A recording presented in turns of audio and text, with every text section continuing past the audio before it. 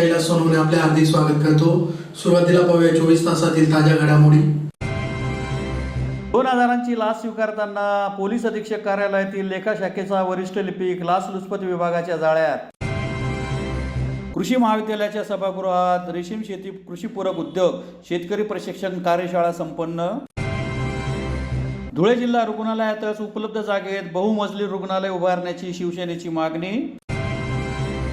अत्याधुनिक कार्डियाक रुग्णवाहिका सेवेचा जिल्हाधिकाऱ्यांच्या हस्ते करण्यात आला लोकार्पण। संपर्क अभियान राबवत शासनासमोर पत्रकारांच्या व्यथा मांडणार असल्याची वसंत मुंडे यांची माहिती। संतोषी माता चौकात शहर वाहतूक शाखेतर्फे बेशिस्त वाहन धारकांवर करण्यात आली कारवाई। आणि शिक्षक कॉलनीत रस्ता काँक्रिटीकरणाच्या कामाचा आमदार फारुख शाह यांच्या हस्ते शुभारंभ। आता बातमी विस्ताराने। 2000 रुपयांची लाच स्वीकारताना धुळे पोलीस अधीक्षक कार्यालयातील लेखा शाखेचा वरिष्ठ लिपिक सुनील वसंत गावित यास धुळे लाचलुचपत प्रतिबंधक विभागाच्या पथकाने शुक्रवारी रंगेहात पकडले।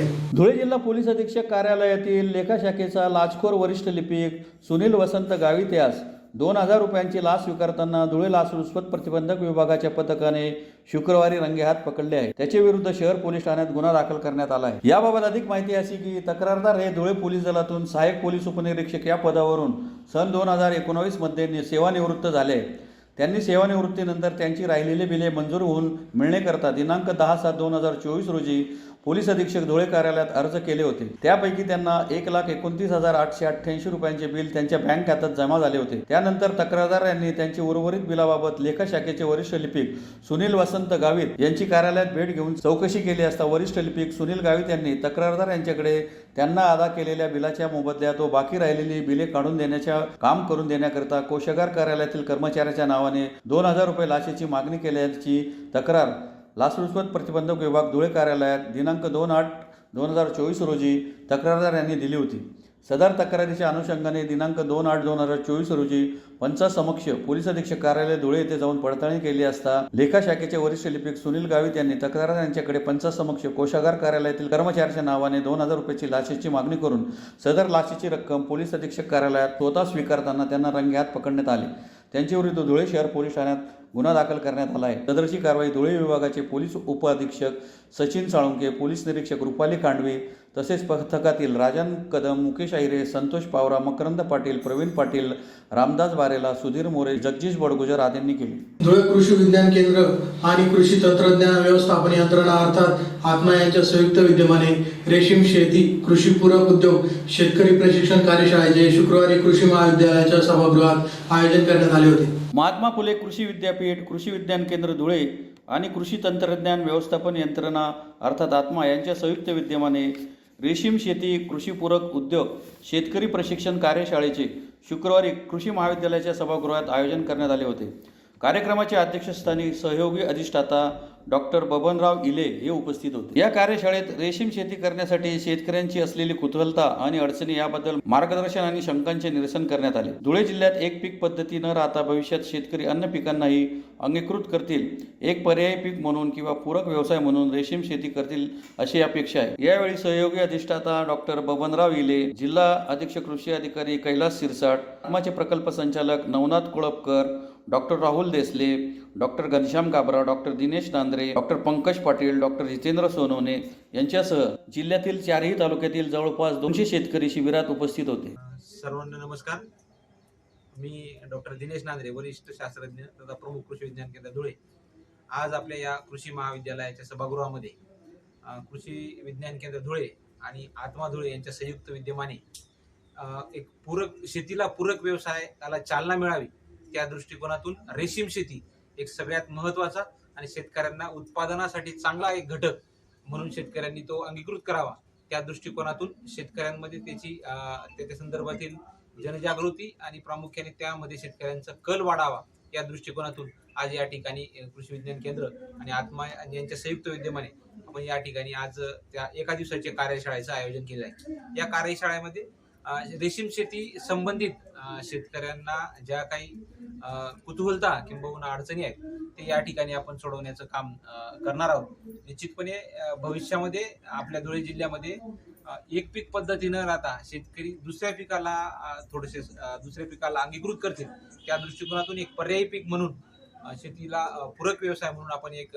रेशीम शेती हा या ठिकाणी आपण याचं आयोजन केलं आहे. निश्चितपणे शेतकऱ्यांना त्याचा शासनाने धुळे जिल्हा रुग्णालयातच उपलब्ध जागेत बहुमजली रुग्णालय उभारावे या मागणीसाठी शिवसेना उद्धव बाळासाहेब ठाकरे पक्षातर्फे जिल्हाधिकारी कार्यालयासमोर निदर्शने करण्यात आली. धुळे जिल्हा रुग्णालयात जागा उपलब्ध असताना 200 खाटांच्या रुग्णालयासाठी जागा उपलब्ध नसल्याचा अहवाल सार्वजनिक बांधकाम विभागाने शासनाला दिला आहे. त्यामुळे आता शासनाने जिल्हा रुग्णालयातच उपलब्ध जागेत बहुमजली रुग्णालय उभारावे या मागणीसाठी शिवसेना उद्धव बाळासाहेब ठाकरे पक्षातर्फे जिल्हाधिकारी कार्यालयासमोर निदर्शने करून निवेदन देण्यात आले. निवेदनात म्हटले आहे की ब्रिटिश काळापासून धुळे जिल्ह्यातील नागरिकांसाठी जुने जिल्हा रुग्णालय हे कार्यरत आहे. या रुग्णालयात मध्यंतरीच्या काळात हिरे वैद्यकीय महाविद्यालय व तसेच संलग्नित रुग्णालयाचा कारभार देखील अनेक वर्षे पाहिला गेला. मध्यंतरीच्या काळात या जिल्हा रुग्णालयातून हिरे वैद्यकीय महाविद्यालय स्थलांतरित झाल्यानंतर 100 खाटांच्या नवीन जिल्हा रुग्णालयास महाराष्ट्र शासनाच्या आरोग्य विभागाकडून मंजुरी देण्यात आली. आज या ठिकाणी अनेक विभागांचे बांधकाम सुरू असून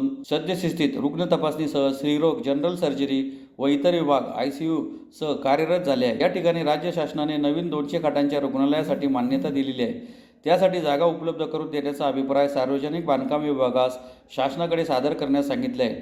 परंतु धुळे जिल्हा सार्वजनिक बांधकाम विभागाच्या वतीने या रुग्णालयासाठी शासनाच्या नामांकनाप्रमाणे 15,400 चौरस मीटर एवढी जागा म्हणजेच 200 खाटांसाठी सुमारे 30,000 चौरस मीटर क्षेत्रफळाची आवश्यकता असल्याने ही जागा सध्याच्या जिल्हा रुग्णालयात उपलब्ध नाही असा अभिप्राय जिल्हाधिकारी व शासनाकडे देऊन या रुग्णालयासाठी नव्याने जागा उपलब्ध करून देण्याची मागणी केली आहे.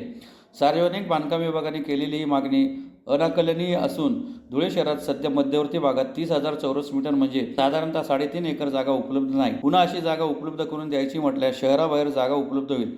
त्यामुळे 200 खाटांचे रुग्णालय हे शहराबाहेर उभारावे लागेल.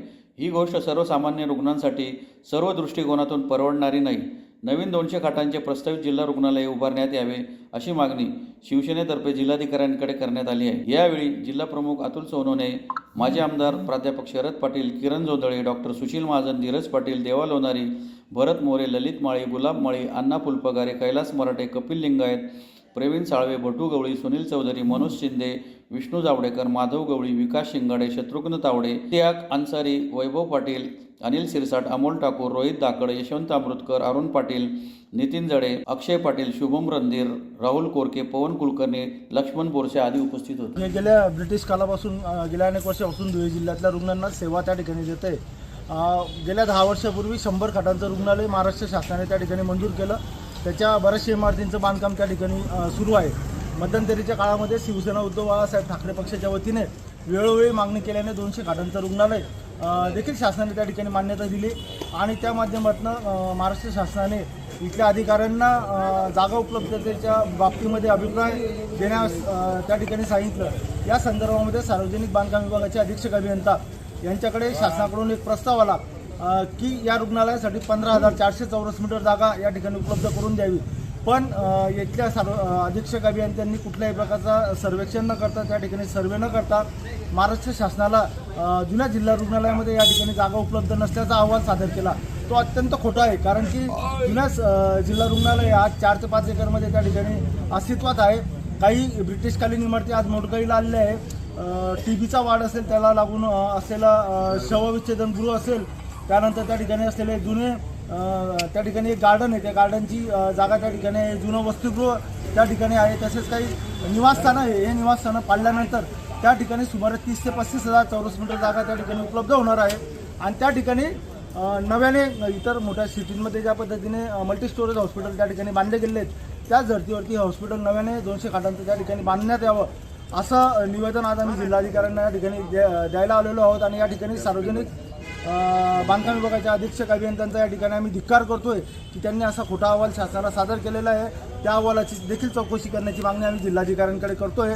येणाऱ्या काळामध्ये जुन्या सिव्हिल हॉस्पिटलमध्येच हे 200 खाटांचं रुग्णालय व्हावं अशी शिवसेनेकडनं मागणी आहे. आणि त्याला कोणी खोडा घालत असेल तर त्यांच्या विरोधामध्ये शिवसेना उद्धव बाळासाहेब ठाकरे अपक्ष या ठिकाणी आंदोलन करेल. Indian red cross society Dhule शाखेला राज्यपालांच्या विशेष निधीतून प्राप्त अत्याधुनिक कार्डियाक रुग्णवाहिका सेवेचा लोकार्पण सोहळा शहरातील हॉटेल गणपती पॅलेस येथे जिल्हाधिकारी अभिनव गोयल यांच्या हस्ते संपन्न झाला. Indian red cross society Dhule शाखेला राज्यपालांच्या विशेष निधीतून प्राप्त झालेल्या स्टेट ऑफ आर्ट अत्याधुनिक कार्डियाक रुग्णवाहिकी सेवेचा लोकार्पण सोहळा मालेगाव रोडवरील हॉटेल गणपती पॅलेस येथे जिल्हाधिकारी अभिनव गोयल यांच्या हस्ते गुरुवारी रात्री संपन्न झाला. कार्यक्रमाच्या अध्यक्षस्थानी रेड क्रॉस सोसायटीचे अध्यक्ष डॉक्टर महेश घुगरे हे उपस्थित होते. यावेळी ॲम्ब्युलन्स प्रोजेक्ट चेअरमन आणि joint secretary doctor Sunil Korane, secretary engineer Chandrashekhar Patil, ambulance project co chairman and director doctor Deepak Patil, उपाध्यक्ष अशोक पाटील, उपाध्यक्ष विक्रम राठोड, खजिनदार डॉक्टर जयंत वैद्य, अध्यक्ष IMA धुळे, संचालक डॉक्टर नारायण गलानी यांच्यासह संचालक मंडळ तसेच Indian red cross society Dhule जिल्हा शाखेचे कर्मचारी मोठ्या संख्येने उपस्थित होते. धुळे जिल्ह्यात इंडियन रेड क्रॉस सोसायटी यांच्या वतीने कार्डियक ॲम्ब्युलन्स याचं उद्घाटन करण्यात आलं. विशेष करून या ॲम्ब्युलन्ससाठी माननीय राज्यपाल महोदय जे इंडियन रेड क्रॉस सोसायटीचे राज्य स्तरावरचे अध्यक्ष असतात त्यांच्याकडून आपल्याला ही ॲम्ब्युलन्स भेटलेली आहे आणि आतमध्ये जेवढे इन्स्ट्रुमेंट्स आहेत ते रेड क्रॉस सोसायटी धुळे यांच्या वतीने ते लावण्यात आले आणि आज या ॲम्ब्युलन्सचं उद्घाटन आपण करतोय. विशेष करून आपल्या धुळे जिल्ह्यात कार्डियक ॲम्ब्युलन्स म्हणजे जेवढे सिरियस पेशंट्स असतात ज्यांना मुंबई, पुणे किंवा नाशिक किंवा इतर ठिकाणी जावं लागतो त्यांच्या ट्रान्सपोर्टेशनसाठी या ॲम्ब्युलन्सचा आपला वापर होणार आहे. अत्यंत कमी दराने जे पेशंट्स आहेत त्यांना चांगल्या दरावर सुविधा ट्रान्सपोर्टेशनची उपलब्ध होणार. नक्कीच याचा फायदा नागरिकांना होणार. काही अमूल्य जीव वाचवण्यासाठी या ॲम्ब्युलन्सचा नक्कीच फायदा होईल. धुळे नागरिकांनाही माझी विनंती राहील की आपण याचा जास्तीत जास्त फायदा घ्यावा. त्याच्यासाठी Indian red cross society Dhule त्याचबरोबर जिल्हा प्रशासन, जिल्हा आरोग्य प्रशासन पूर्णपणे आपल्यासोबत राहणार आहे.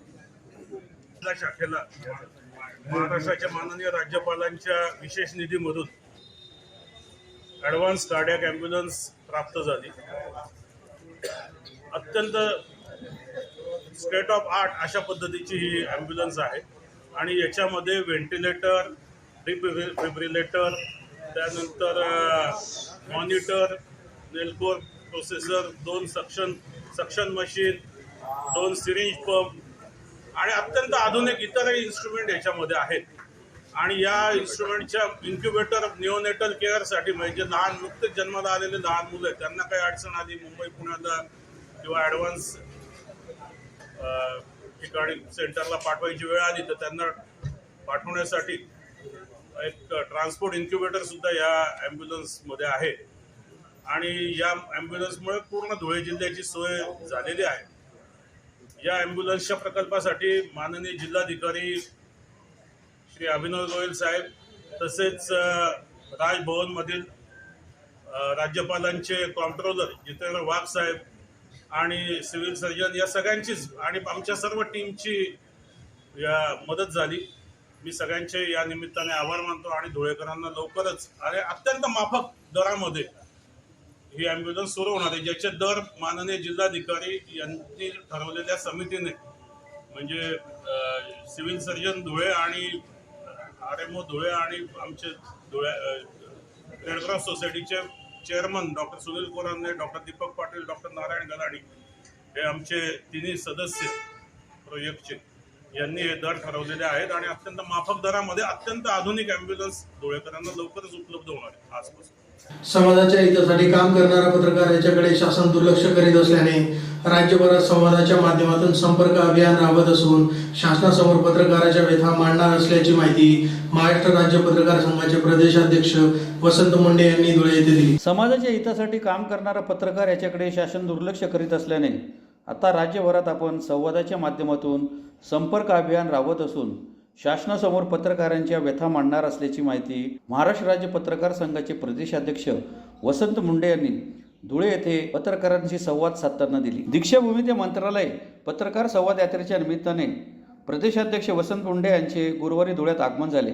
यावेळी त्यांनी मूळ धुळे जिल्हा मराठी पत्रकार संघाच्या आपला महाराष्ट्र कार्यालयात पत्रकारांसमवेत संवाद साधला. यावेळी पत्रकार संघाचे अध्यक्ष यशवंत हरणे व सदस्य राजेंद्र गर्दे यांनी मुंडे यांचा सत्कार केला. माजी अध्यक्ष हेमंत मदान, योगेंद्र जुनागडे, सदस्य मनोज बैसाने, पवन मराठे, जानी पवार, सुनील पाटील, सचिव DB पाटील यांच्यासह अनेकांनी पत्रकारांच्या समस्या संवाद रूपाने मांडल्या. यावेळी बोलताना मुंडे म्हणाले की पत्रकार हा व्यवस्थेचा चौथा स्तंभ आहे, मात्र त्याच्या अवस्थेकडे सरकार पाहत नाही. पण राज्यकर्ते हे डॉक्टरांच्या भूमिकेत असून त्यांना समस्या सांगण्यासाठी या संवाद यात्रेच्या माध्यमातून प्रयत्न केला जाणार आहे. कोरोनाच्या कालावधीमध्ये वृत्तपत्रांना आणि पत्रकारांना मोठा फटका बसला आहे. या काळात शासकीय कोरोना योद्ध्यांना मयत झाल्यास 50 लाखांच्या मदतीचा हात मिळाला, मात्र पत्रकारांना हा लाभ दिला गेला नाही. त्यामुळेच आता या संवाद यात्रेच्या माध्यमातून राज्यभरातील पत्रकारांच्या समेत रिव्हिट संवाद करतो आहे. धुळ्यातील हर्षल बदाने या युवा पत्रकाराचा अपघातात मृत्यू झाला. यानंतर मुख्यमंत्री एकनाथराव शिंदे यांनी 10 लाखांची मदत देखील जाहीर केली. ही घटना महाराष्ट्रात प्रथमच घडली. मुख्यमंत्र्यांनी पत्रकाराच्या परिवाराला मदत देणे हे सकारात्मक पाऊल आहे. याबद्दल मुख्यमंत्र्यांचे त्यांनी अभिनंदन देखील केले. राज्यभरामध्ये माहिती कार्यालयाच्या माध्यमातून जिल्हा माहिती अधिकारी सचिव करून शासकीय व्यवस्थेच्या माध्यमातून पत्रकार भवन चालवले गेले पाहिजे.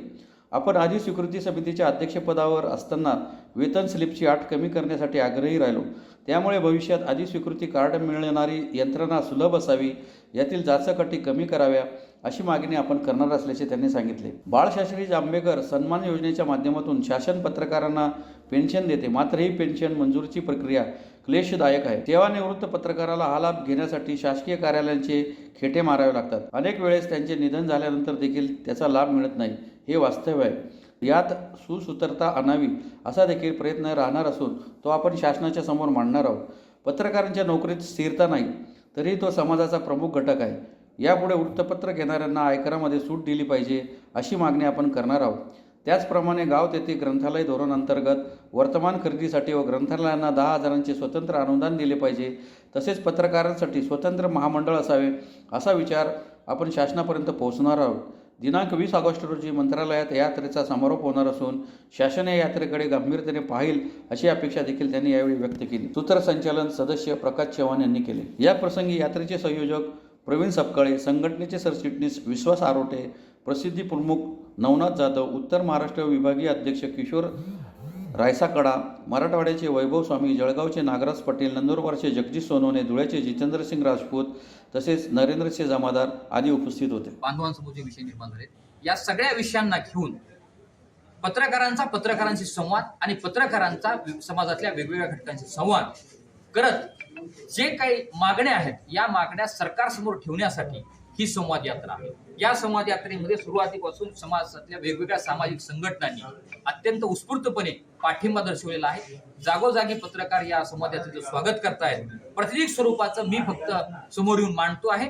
सगळ्यांच्या वेदना, सगळ्यांच्या भावना या घटकाला न्याय मिळाव्या अशा प्रकारच्या आहेत. सरकार हे दयाळू असतं, त्यामुळं 20 तारखेला जेव्हा ही यात्रा जाईल त्यावेळेस सरकारचे कान आणि डोळे उघडे आहेत असं गृहीत धरून सरकार समोर येईल आणि या मागण्यांबाबत साधेबाबत विचार करून पत्रकारांच्या आणि माध्यम क्षेत्रातल्या अत्यंत माफक अपेक्षा आहेत त्या कुठल्याही सरकारच्या अडचणीच्या नाही, पण या घटकाला न्याय मिळावा अशा प्रकारच्या त्या मागण्या आहेत.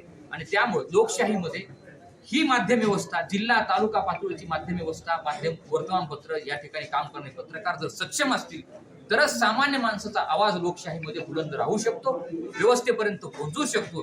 त्यामुळं या स्थानिक पातळीवरच्या वेगवेगळ्या सामाजिक संघटना आणि राजकीय संघटनांनी यामध्ये सहभाग नोंदवावा आणि सरकारने याची दखल घ्यावी एवढीच अपेक्षा या यात्रेच्या निमित्ताने आहे. धन्यवाद. धुळे शहर वाहतूक शाखेतर्फे शहरातील बेशिस्त वाहनधारकांवर कारवाईचा बडगा उगारण्यात आला असून शुक्रवारी संतोषी माता चौकात triple seat fancy number plate कर्कश आवाज करणाऱ्या बुलेट धारकांवर दंडात्मक कारवाई करण्यात आली. धुळे शहर वाहतूक शाखेतर्फे शहरातील संतोषी माता चौकात triple seat fancy number plate कर्कश आवाज करणाऱ्या बुलेट यांच्यासह बेशिस्त वाहनधारकांवर दंडात्मक कारवाई करण्यात आली. धुळे शहरात बेशिस्त वाहन चालकांमुळे मोठ्या प्रमाणात वाहतूक कोंडीचा सामना नागरिकांना करावा लागतो. बेशिस्तपणे वाहनांची पार्किंग केल्यामुळे देखील वाहतूक कोंडीचा परिणाम शहरामध्ये वाढला असल्यामुळे धुळे शहर वाहतूक नियंत्रण विभागाच्या वतीने नवनिर्वाचित पोलीस निरीक्षक शिल्पा पाटील यांच्या नेतृत्वात शहरात बेशिस्त वाहनधारकांवर कारवाईचा बडगा उगारण्यात आला आहे. शहर वाहतूक विभागातर्फे गुरुवारपासून कारवाईला सुरुवात करण्यात आली आहे. शुक्रवारी देखील बेशिस्त वाहनधारकांवर वाहतूक विभागातर्फे कारवाई करण्यात आली. आतापर्यंत जवळपास अनेक बेशिस्त वाहन, डबल सीट,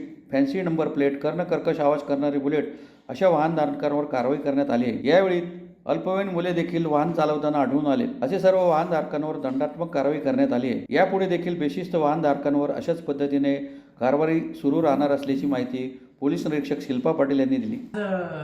धुळे शहर वाहतूक शाखेकडनं संतोषी माता चौकात इथे एक ड्राईव्ह घेण्यात आलेला आहे. त्याच्यामध्ये आपले सर्व शवाशाचे कर्मचारी, अधिकारी बऱ्यापैकी हजर होते. आम्ही एक जे ट्रिपल सीट आहे किंवा मोबाईलवर संभाषण करत जाणारे वाहन, fancy number plate, broken number plate, without number plate आणि इतर विविध हेडखाली जे आहेत त्याच्यावर कारवाई करण्याच्या संदर्भाने हा ड्राईव्ह घेतलेला होता. तर अशामध्ये आम्हाला असं पण आढळलं की जे मुलं 18 वर्षाच्या आत आहेत आणि ज्यांच्याकडे लायसन्ससुद्धा नाही आहे, लर्निंग लायसन्स नाही, अशी मुलं गाडी चालवताना मिळून आले.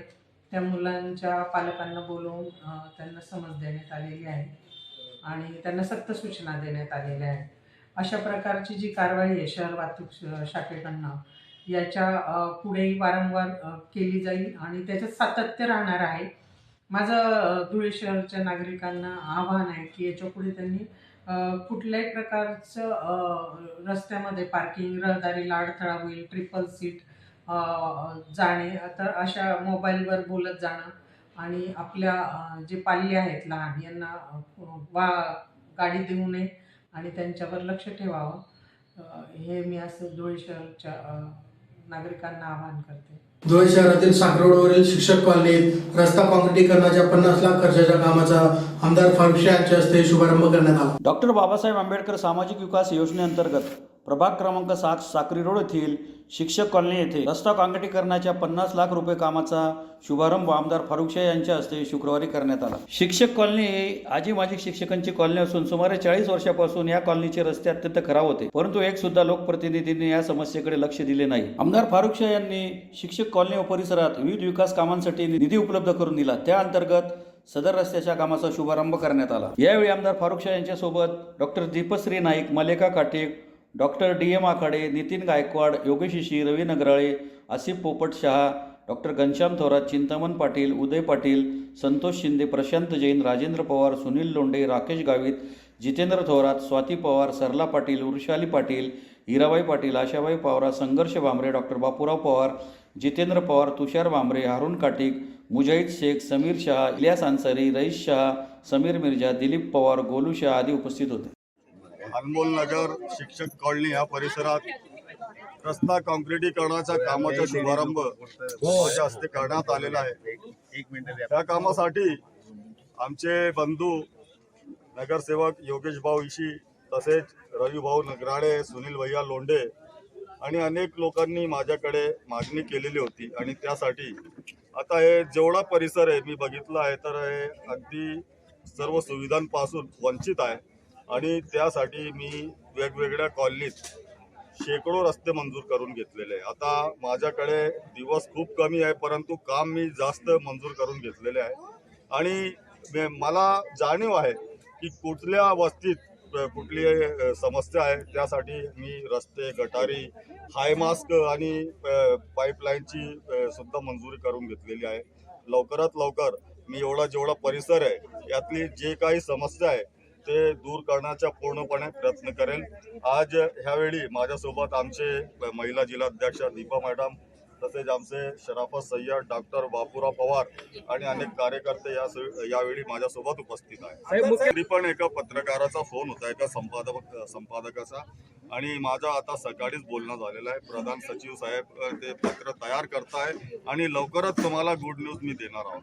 तुम्ही काही काळजी करू नका. मी सर्व शहरवासियांना आवाहन करतो की आपण जे जुने दर होते त्या जुने दराप्रमाणेच घरपट्टी भरावी आणि बाकीच्या जे पुढच्या आहे बाकी सर्व मी बघेन. आमदार साहेब, या 5 वर्षामध्ये के बहुत निकले मेरे अरमान लेकिन फिर भी कम निकले, हजारों ख्वाहिशें ऐसी के हर ख्वाहिश पे दम निकले. मैंने अभी तक मैंने शेकड़ों काम किया, लेकिन फिर भी मुझे लगता है कि धुलिया शहर में अभी बहुत काम करना बाकी है, क्योंकि पिछले 25 सालों में सब जो लोग प्रतिनिधि है उन्होंने सिर्फ अपना घर भरने का काम किया और लोगों को गाजर दिखा के बेवकूफ़ बनाया. और मैं समझता हूँ कि जितने वसाती है सब सुविधाओं से वंचित है, इसलिए मुझे 25 साल का बैकलॉग भर के करना पड़ता है. और मैं हर इलाके में, शहर के हर एरिया में मैं काम कर रहा हूँ. जहाँ पर पानी की समस्या है वहाँ पानी, जहाँ पर गटर की समस्या है वहाँ गटर, और जहाँ रस्ते निर्माण करने की आवश्यकता है वहाँ पे रस्ते की निर्मिती. पुन्हा एक नजर ठळक घडामोडींवर. 2000ची लाच स्वीकारताना पोलीस अधीक्षक कार्यालयातील लेखा शाखेचा वरिष्ठ लिपिक लाचलुचपत विभागाच्या जाळ्यात. कृषी महाविद्यालयाच्या सभागृहात रेशीम शेती कृषीपूरक उद्योग शेतकरी प्रशिक्षण कार्यशाळा संपन्न. धुळे जिल्हा रुग्णालयातच उपलब्ध जागेत बहुमजली रुग्णालय उभारण्याची शिवसेनेची मागणी. अत्याधुनिक कार्डियाक रुग्णवाहिका सेवेचा जिल्हाधिकाऱ्यांच्या हस्ते करण्यात आला लोकार्पण. संपर्क अभियान राबवत शासनासमोर पत्रकारांच्या व्यथा मांडणार असल्याची वसंत मुंडे यांची माहिती. संतोषी माता चौकात शहर वाहतूक शाखेतर्फे बेशिस्त वाहनधारकांवर करण्यात आली कारवाई. आणि शिक्षक कॉलनीत रस्ता काँक्रिटीकरणाच्या कामाचा आमदार फारुख शाह यांच्या हस्ते शुभारंभ. याचबरोबर श्रीराम टाइम न्यूजचे बातमीपत्र संपले. दिवसभरातील ताज्या घडामोडींसाठी पाहत राहा श्रीराम टाइम न्यूज. भेटूया पुढील प्रसारणात. तोपर्यंत नमस्कार.